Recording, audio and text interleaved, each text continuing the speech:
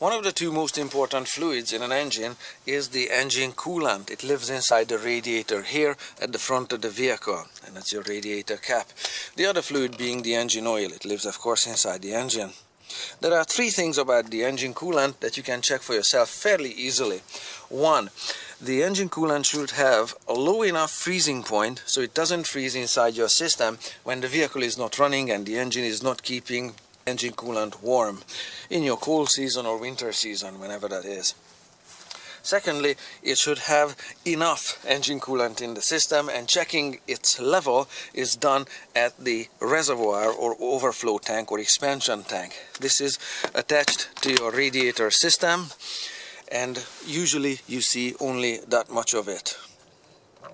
It's very easy to remove it and check the level of engine coolant in it. Of course it's empty, but you have the following marks on it: L for low, F for full, and on some models like this you have a dipstick that's attached to the cap, and those marks F and L repeat on the dipstick as well, so you don't have to take out the whole reservoir to check the level. You can just do it on the dipstick, but if you don't have a dipstick on it, then for sure you can check it on the plastic case as well.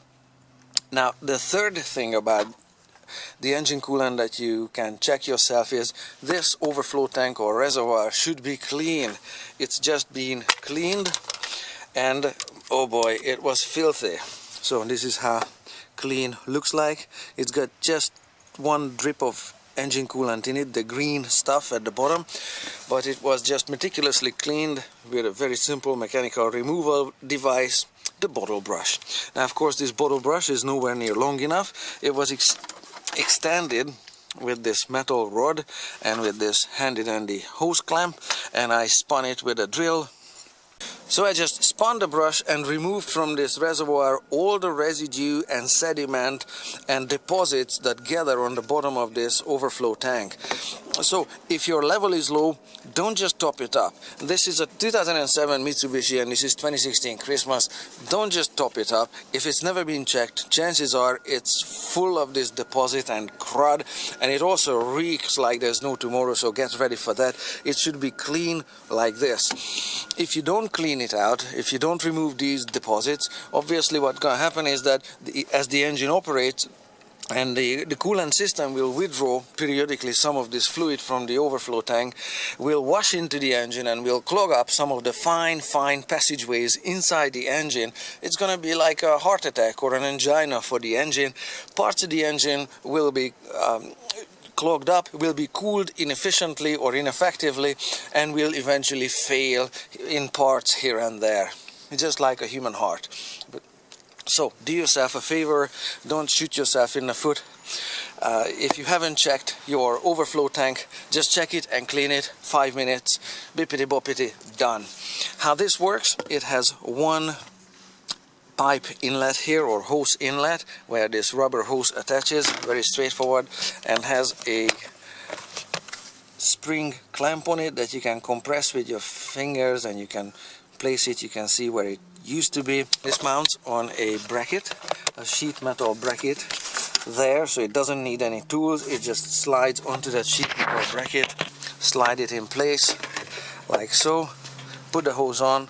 Now, some of the plastic components or this inlet pipe might be brittle, as things are when they are old. There, it's installed, and then just fill the correct amount of engine coolant in it and put the cap on. You're done. And so again, because the plastic components are brittle, just when you take them apart, make sure, just be patient for the few seconds that it takes to take the hose off the little inlet pipe there.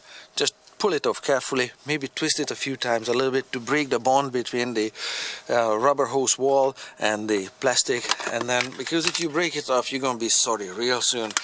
One more thing, and this is how it works.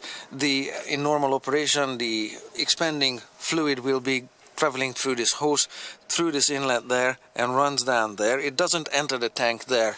It runs down in this part of the tank and enters the tank on the bottom and fills the tank from the bottom, and liquid is withdrawn from the bottom as well.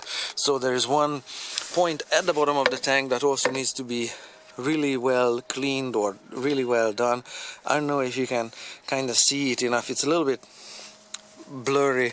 Camera doesn't want to focus on it, but you get the idea that this point here, far enough away from the focal point of the lens, this point here at the bottom needs to be here super clean. Alright, so that's basically all there is to it, and as you can see, it installs and removes really easily. So make sure you clean this whenever you are flushing the radiator or replacing the radiator or replacing the whole engine coolant amount and draining it from the radiator. Okay, this needs to be clean as well. Have a good day. Thank you for watching.